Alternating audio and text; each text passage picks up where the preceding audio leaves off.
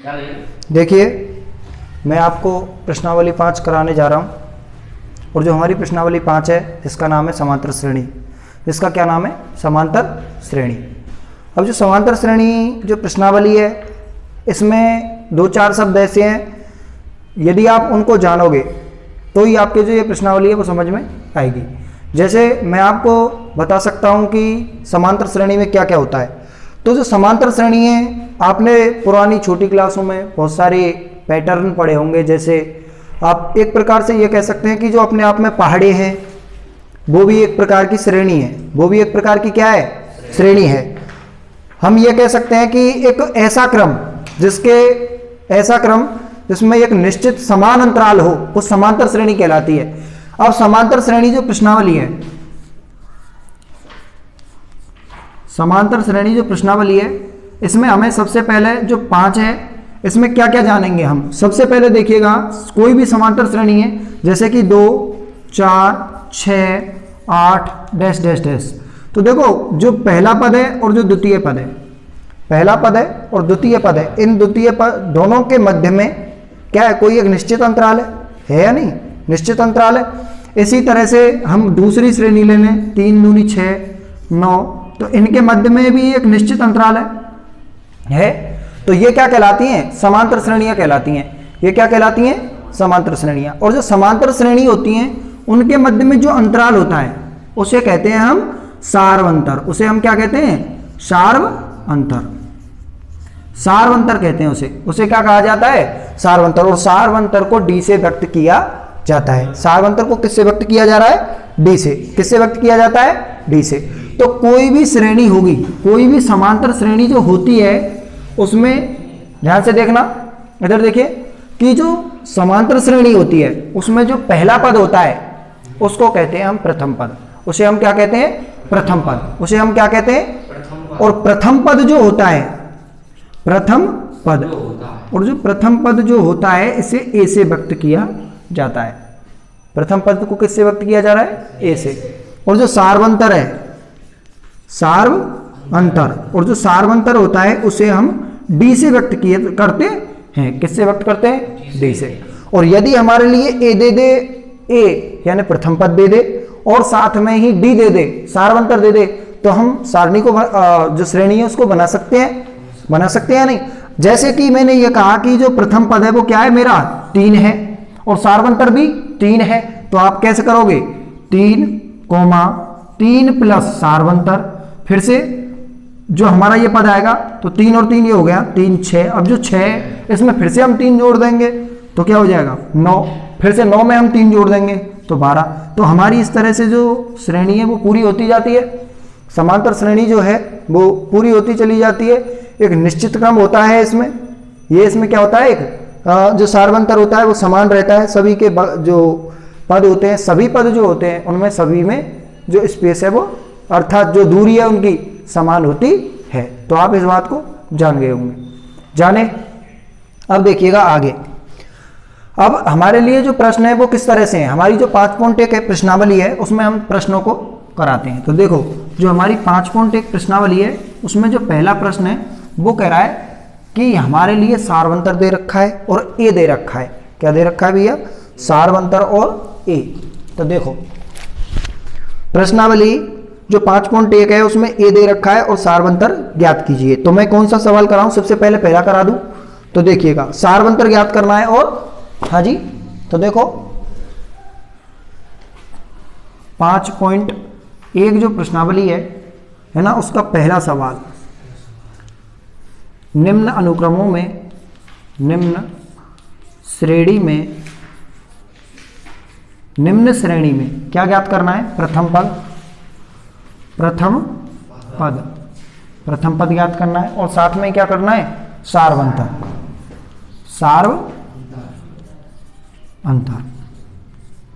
तो देखिएगा, सार्वंतर और प्रथम पद, यानी प्रथम पद है और सार्वंतर है, ये दोनों चीज हमें क्या करनी है?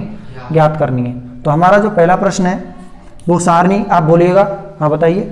पहला जो प्रश्न है उसकी 6, 9, 12, 15। अब देखो भैया, हमारी ये श्रेणी है, तो मैंने कहा था किसी भी जो श्रेणी है ना उसका प्रथम पद हमारा क्या कहलाता है?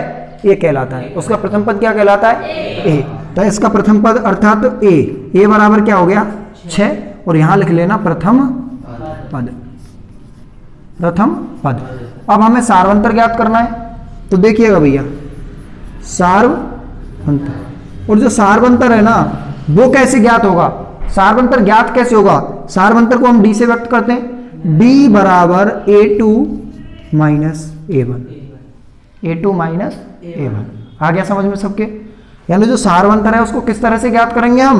A2 minus A1। A2 कितना है? 9, और A1 कितना है? 6। कितना आ गया? 3। तो हमारा बताओ भैया D बराबर क्या हो गया? 3। D बराबर कितना हो गया? तो इस तरह से हमारा जो प्रथम पद है वो 6 होगा, और सार्वंतर क्या हो गया हमारा? 3। आई बात समझ में? नहीं? आप इस प्रश्न को उतारो।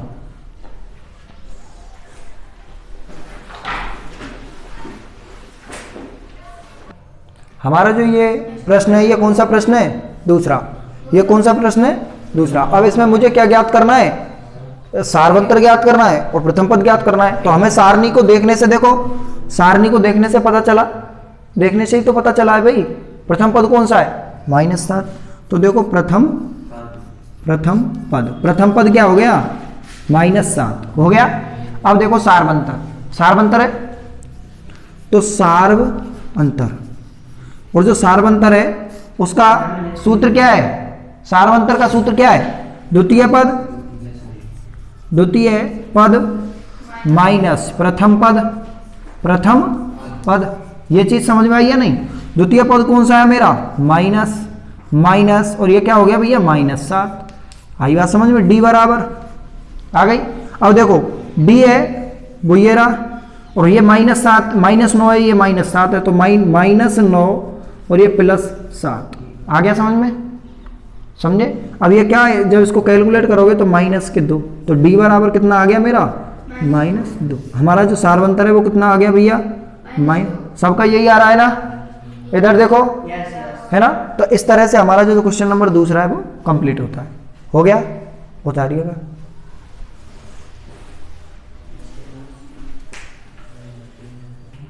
तो देखिएगा मैंने क्वेश्चन नंबर 1 करवा दिया, क्वेश्चन नंबर 2 करवा दिया, अब मैं क्वेश्चन नंबर 3 करवाने जा रहा हूं।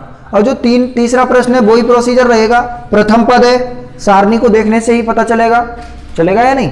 तो देखो इसमें प्रथम पद a बराबर क्या हो गया? 3/2 हो गया।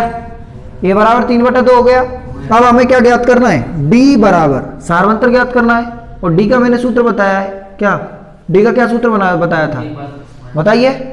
मैंने d का सूत्र बताया है A2 माइनस A1, यही तो बताया था। हाँ भैया यही बताया है। अब देखो, हाँ जी, 1/2 माइनस 3/2, मैंने लैसे ले लिया 2, है ना? और जब लैसे ले लिया तो ये क्या बचा पता है? 1 माइनस 3। ये चीज समझ में आ गई? तो माइनस के क्या हुआ? -2/2, और जब मैंने इसको काट दिया तो क्या आ गया? -1 आ गया।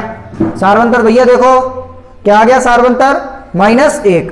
हाँ जी भैया इधर देखो है -1 आ गया समझ में? है ना? 1 का आएगा।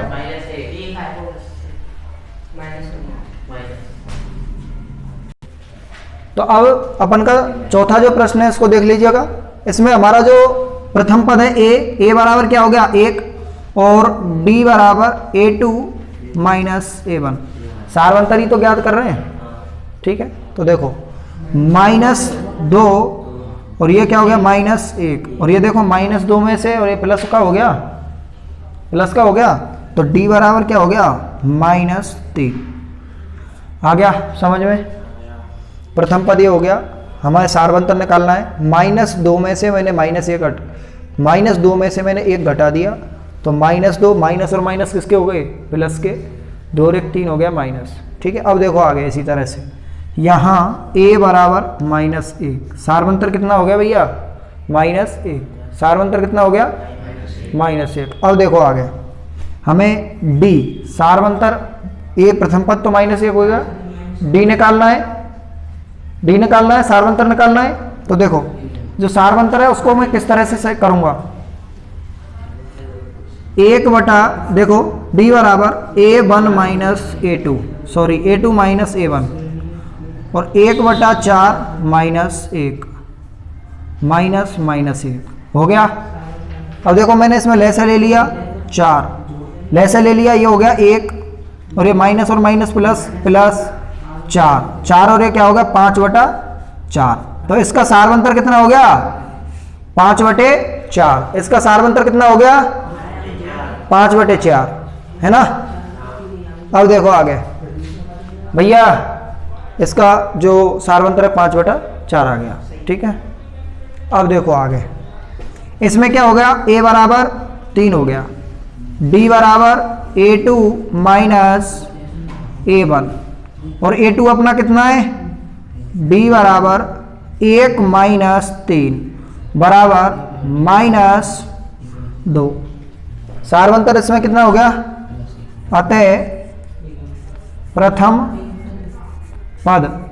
पद कितना हो गया -3, सारवंतर कितना हो गया -2। देख लो एक बार भैया हिमांशु, देखना उसका वो उधर वाला। अब इधर देखो क्वेश्चन नंबर जो अपना कौन सा है, दूसरा वो है सातवां प्रथम पद है ना। तो प्रथम पद ज्ञात कर रहे हैं हम, और प्रथम पद ज्ञात कर रहे हैं तो इसमें सिर्फ सारणी का पहला पद देख लीजिएगा, है भाई प्रियांशु शर्मा। प्रथम पद जो है उसमें क्या है 3 हो गया।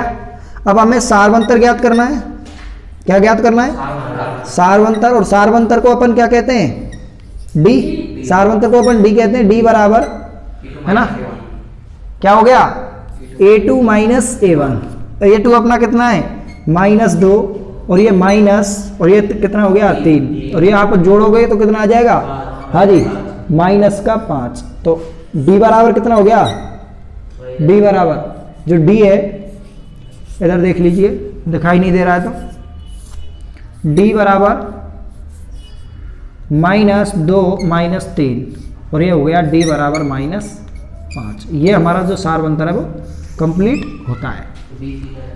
प्रथम पद जो है वो 3 आ गया और सारवंतर आ गया -5। ये हमारा तीसरा, चौथा, पांचवा, छठवां और सातवां। आप इनको उतारिएगा, चलिए उतारिए भैया।